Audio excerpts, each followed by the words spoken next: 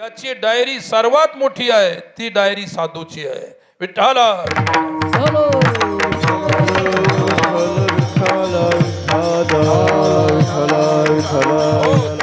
त्यांच्या डायरीचा विषय एकच, परमात्मा. त्याच्यापेक्षा कोणी मोठं नाही. लक्षात ठेवा. तुम्ही आपण लहान मोठे माणसं आल्यानंतर कमी जास्त होतं आपलं. जेवढा लहान जेवढा मोठा येईल आहे की नाही, आपली परिस्थिती बदलत राहते. साधूची एकच परिस्थिती असते आणि एका परिस्थितीवर जाऊन जो स्थिर झाला त्यालाच योगी, त्यालाच जोगी, त्यालाच महात्मा, त्यालाच सत्पुरुष, त्यालाच साधू म्हणतात. काय इथं चाललंय. आणि मग त्या फकीराला, ती फकीराची बायको पुन्हा ती चटाई घेऊन त्या बादशहाच्या मागच. तिला वाटलं जर नाही बसायला टाकलं तर नवरा रागवेल की तू त्यांना बसायला टाकू शकली नाही. आणि तरी सुद्धा फकीर साहेबांनी म्हटलं बायकोला, का ग अंगणात आलती तिथं बसाय. ती म्हणे मी तो धंदा सकाळपासून चालू आहे, चटाई घेऊन उभीच आहे, पण बुवा बसायला तयार नाही. काय त्यावेळी त्या ठिकाणी फकीराला कळालं. स्वामी रामतीर्थ आपल्या प्रवचनात सांगायचे, विठ्ठला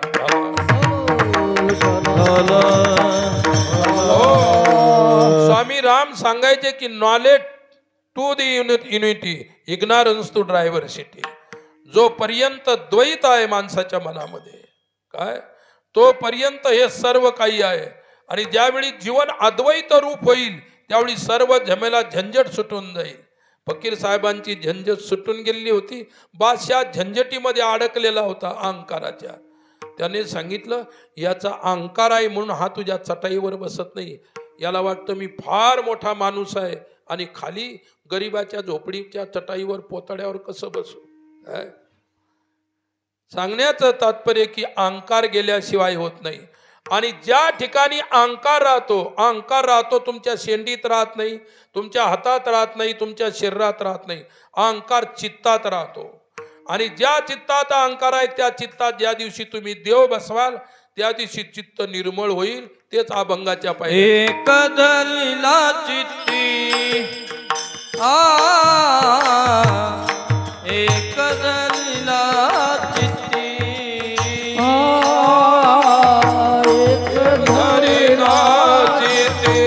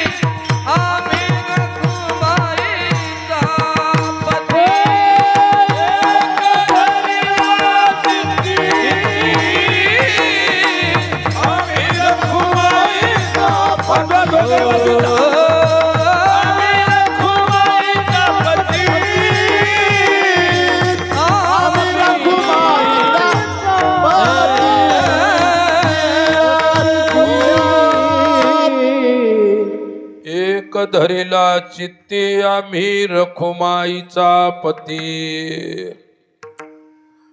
तुकाराम महाराज आपल्या अभंगाच्या प्रथम कडव्यात म्हणतात, आम्ही चित्तामध्ये एकच धरलेलं आहे. वारकरी संप्रदायाचा सिद्धांत आहे, जगद्गुरु शंकराचार्यांचा सिद्धांत आहे, एकमेवा अद्वितीयम ब्रह्म नेह नानास्ति किंचन. अरे एकच आहे, दुसरा नाहीच. जे दिसतं ते एकच आहे. तुम्ही म्हणाले आम्ही तर 1000 लोक बसलेलो आहोत, वेगवेगळे आहोत. नाही नाही, तुम्ही वेगळे नाही. एकाच्या आश्रयानं अनंतत्व भासत असते, याला वेदांत म्हणतात. एकाच्या आश्रयानं अनेकत्व भासतं आणि एकाच्या आश्रयाने एकावरती जे अनेकत्व भासतं हाच भ्रम आहे. विठ्ठला विठ्ठला.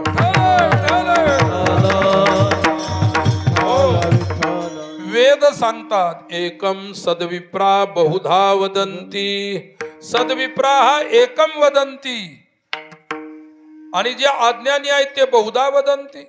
जे ज्ञानी लोक आहेत ते म्हणतात फक्त एकच परमात्मा आहे आणि अज्ञानी म्हणतात अनेक परमात्मा आहे. अज्ञानी लोकांच्या दृष्टीनं 33 कोटी देव आहे, ज्ञानी पुरुषाच्या दृष्टीनं एकच देव आहे. विठ्ठला विठ्ठला.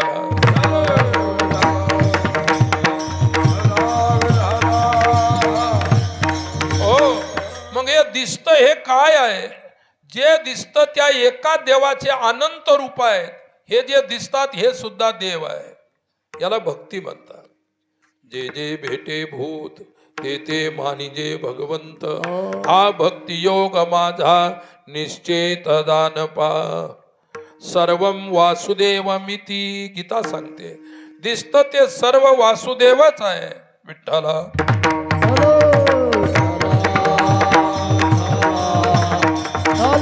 हरा विठ्ठला.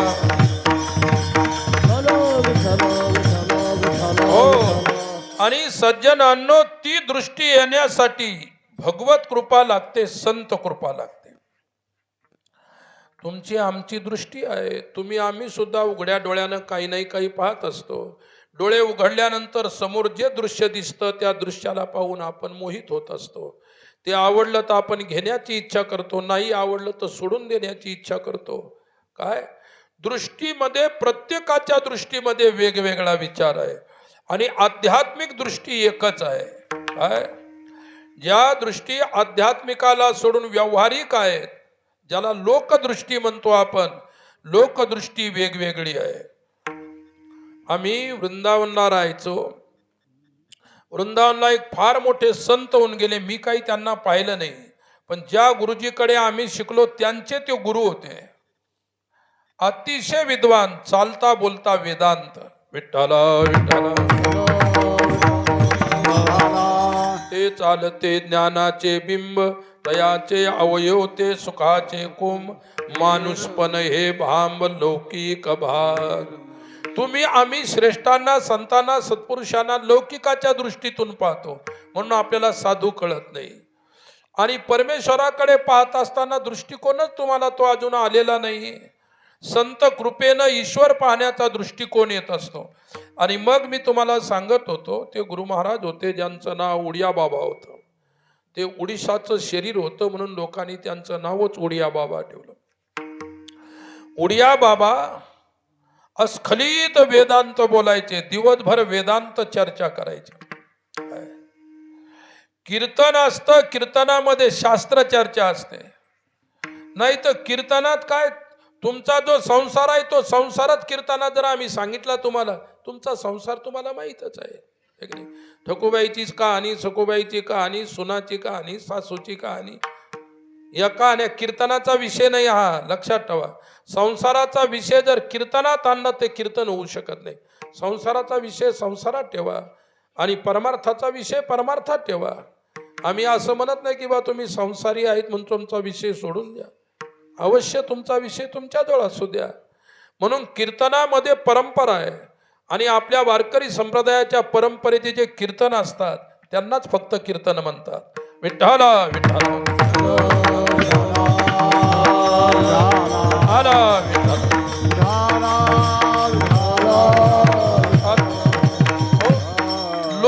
सृष्टी कशी असते ते उडिया बाबाजी त्यांचा एक नियम होता. विशाल वटवृक्ष वडाचं झाड होतं. दिवसभर त्या झाडाखाली बसायचे आणि त्या वडाच्या झाडाची सावली जिथपर्यंत जाईल तिथपर्यंत जायचे, सावलीच्या बाहेर निघायचे नाही. 12 वर्ष एका वृक्षाखाली राहिले. काय कोणी तुमच्यासारखे आणून दिली भिक्षा तर खायची, नाही तर बाबा ते वडाचे फळं वडाची पानं खायची. कोणालाही काही मागायचं नाही, इतके विरक्त होते, त्यागी होते. काय एके दिवशी त्यांनी ठरवलं की दररोज येणाऱ्या लोकांना 1 घंटाभर प्रवचन सांगत जाऊ आणि त्यांचं प्रवचन वेदांत तत्वज्ञानावर अवलंबून वेदांत सांगायचे. विठ्ठला विठ्ठला. वेदांत म्हणजे काय? वेदांतानाम औपनिषद प्रामाण्यम. वेदांत म्हणजे उपनिषद. ऋषी मुनींनी जी उपनिषद तयार केली तो वेदांत आहे. म्हणून कीर्तनात ऋषी मुनी साधू संतांचं ज्ञान सांगायला पाहिजे, त्यांच्या व्यतिरिक्त ज्ञान कोणतंही सांगायला नको. आणि त्यांच्या व्यतिरिक्त जे ज्ञान आहे ते अज्ञान आहे. आणि मग कीर्तनात अज्ञानाची पोथी वाचणं, समाज सुद्धा अज्ञानीच राहील. विठ्ठला विठ्ठला विठ्ठला. म्हणून कबीराने म्हटलेलं आहे, पोथी पडपड जगमुवा, पोथी पडपड जगमुवा, पंडित भयानकोय, ढाई अक्षर राम का पढे सो पंडित होय. पोथी वाचून वाचून मेले बरेच, पण ते पंडित म्हणजे विद्वान नाही होऊ शकले. ढाई अक्षर प्रेम का पढे सो पंडित होय. 2 फक्त राम राम राम कृष्ण कृष्ण कृष्ण एवढे जरी अक्षर उच्चारण करत राहिले, पंडित तोची भला, नित्य भजे जो विठ्ठला, जाणे भक्तीचा जिव्हाळा, जाणे भक्तीचा जिव्हाळा, जाणे भक्तीचा जिव्हाळा.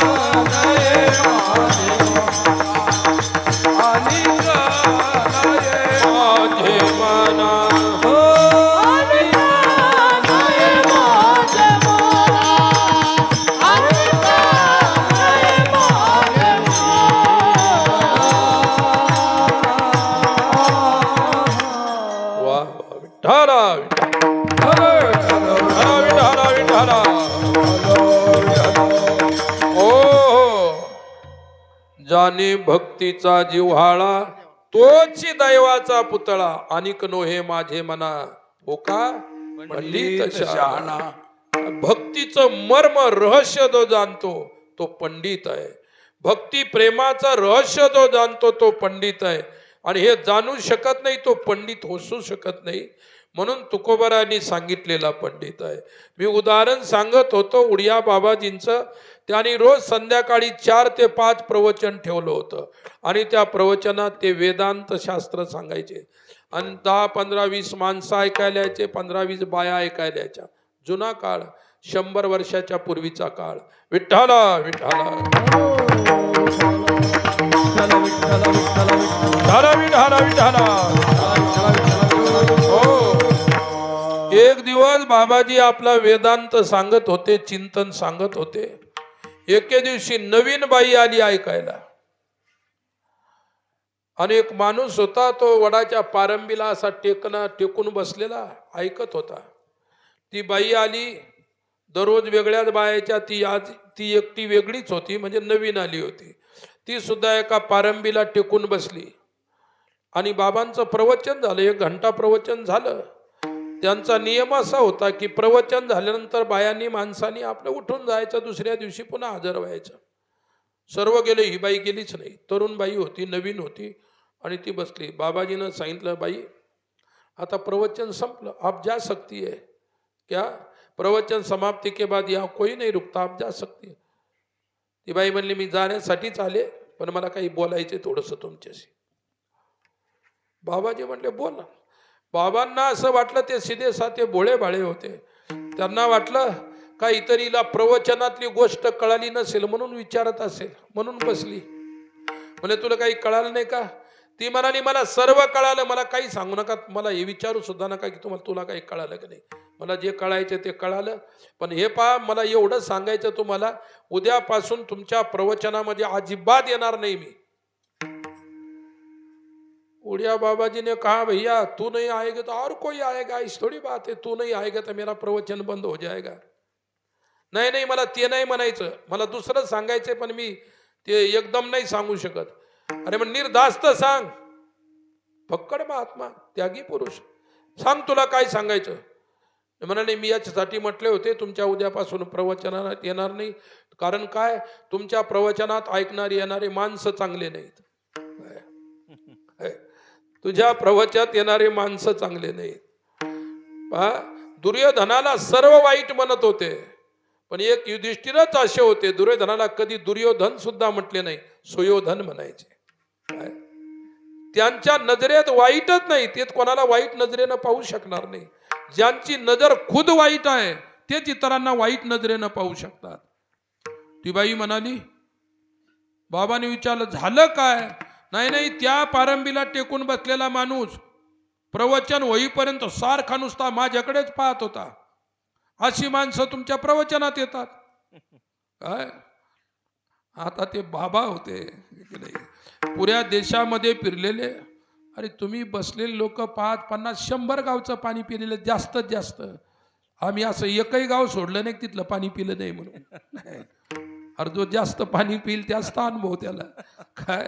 आणि मग काय झालं, बाबाजीनं म्हटलं, ठीक आहे बाई, पण मला एक सांग, तो माणूस तुझ्याकडे प्रवचनात पाहत होता, तू सांगतेस म्हणून मी तुला म्हणतो, मग तो माणूस तुझ्याकडे पाहत होता हे तुला कसं कळालं? म्हणजे मी सुद्धा पाहत होते, मधून चोरून चोरून त्याला. हे काय हिसाब झाला का काय? दृष्टी पहा कुठे आहे, बसले कुठे, तुमच्या दृष्टीत बदल झाला का? परमार्थात बसले तर तुमच्यात